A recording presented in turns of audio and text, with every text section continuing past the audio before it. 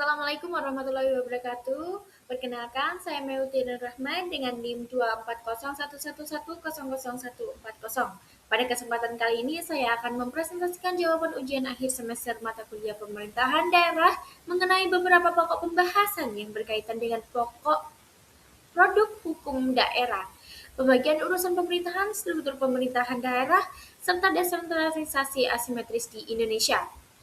Pada pembagian pertama, berfokus pembahasan mengenai pentingnya harmonisasi dan evaluasi produk hukum daerah atau peraturan daerah yang bertujuan agar perda yang dibuat tidak bertentangan dengan peraturan yang lebih tinggi dan tidak menimbulkan tumpang tindih aturan dalam sistem hukum Indonesia. Menurut saya, harmonisasi perda sangat penting dikarenakan setiap perda harus sesuai dengan peraturan undang-undang yang berada di atasnya. Harmonisasi dilakukan sejak tahap penyusunan atau sebelum perda disahkan. Hal ini bertujuan agar isi perda tidak bertentangan dengan undang-undang maupun konstitusi. Prinsip yang digunakan lex superior derogat legi inferior, yang berarti peraturan yang lebih rendah tidak boleh bertentangan dengan peraturan yang lebih tinggi. Selain harmonisasi, ada juga evaluasi setelah perda dibentuk.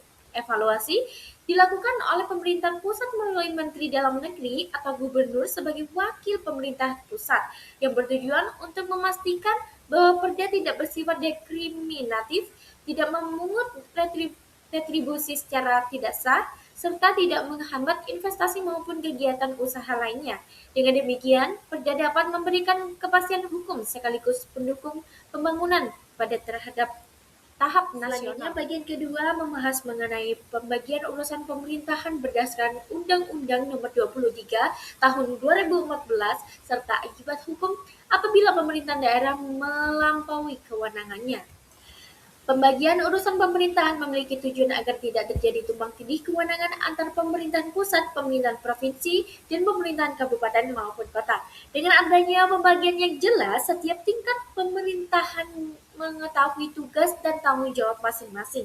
Selain itu, pembagian urusan juga mempertimbangkan efektivitas pelayanan pada masyarakat melalui aspek eksternalitas, akuntabilitas, dan efisiensi. Pemerintahan pusat berperan menetapkan norma, standar, prosedur, dan kriteria atau NSPK. Sedangkan pemerintahan daerah melaksanakan kebijakan tersebut sesuai dengan kondisi daerahnya masing-masing. Dan apabila pemerintahan daerah melakukan urusan yang sebenarnya bukan menjadi kewenangannya, maka akan timbul beberapa konsekuensi hukum. Yang pertama, tindakan tersebut dapat dianggap tidak memiliki dasar hukum sehingga keputusan yang dihasilkan bisa dibatalkan.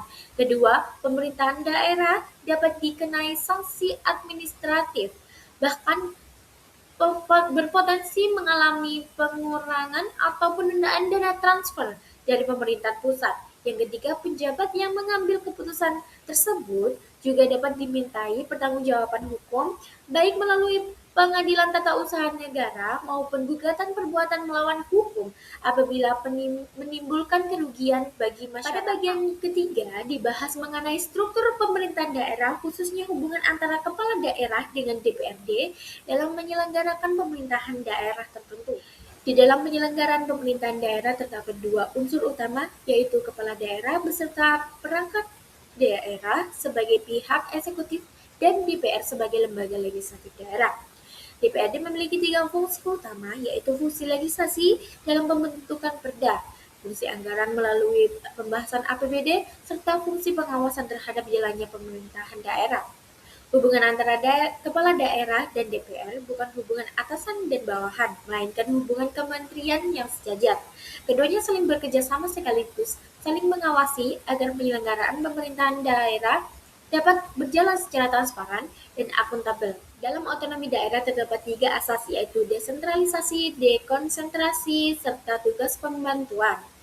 Yang pertama adalah desentralisasi, yaitu penyerahan sebagai kewenangan dari pemerintahan pusat kepada daerah agar daerah dapat mengatur urusannya sendiri. Yang kedua, dekonsentrasi, yaitu pelimpahan sebagai kewenangan pemerintahan pusat kepada gubernur sebagai wakil pemerintahan pusat atau kepada instansi vertikal di daerah.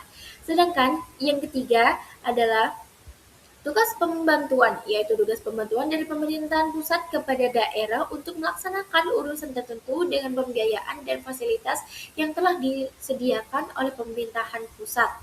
Yang terakhir, pembahasan mengenai desentralisasi asimetris di Indonesia, yaitu apakah kebijakan tersebut merupakan bentuk diskriminasi terhadap daerah atau justru merupakan bentuk dari keadilan konstitusional. Menurut saya pribadi, desentralisasi asimetris bukan merupakan bentuk diskriminasi, melainkan pemberian kewenangan khusus kepada beberapa daerah seperti Daerah Istimewa Yogyakarta, Aceh, Papua, dan DKI Jakarta, yang dilakukan karena masing-masing daerah memiliki sejarah, budaya, maupun kondisi politik yang berbeda. Pada dasar hukumnya terdapat pada pasal 18B Undang-Undang Dasar Negara Republik Indonesia tahun 1945 yang mengakui adanya kekhususan dan keistimewaan pada daerah tertentu. Dengan demikian, perlakuan yang berbeda tersebut merupakan bentuk keadilan yang proporsional, dikarenakan setiap daerah diperlukan sesuai dengan karakteristik dan kebutuhan masing-masing, bukan disamaratakan. Demikian presentasi yang dapat saya sampaikan. Semoga penjelasan ini dapat memberikan gambaran mengenai pentingnya harmonisasi produk hukum daerah, pembagian kewenangan pemerintahan, hubungan antara kepala daerah dengan DPRD, serta pemerintahan desentralisasi asimetris di Indonesia. Terima kasih atas waktunya.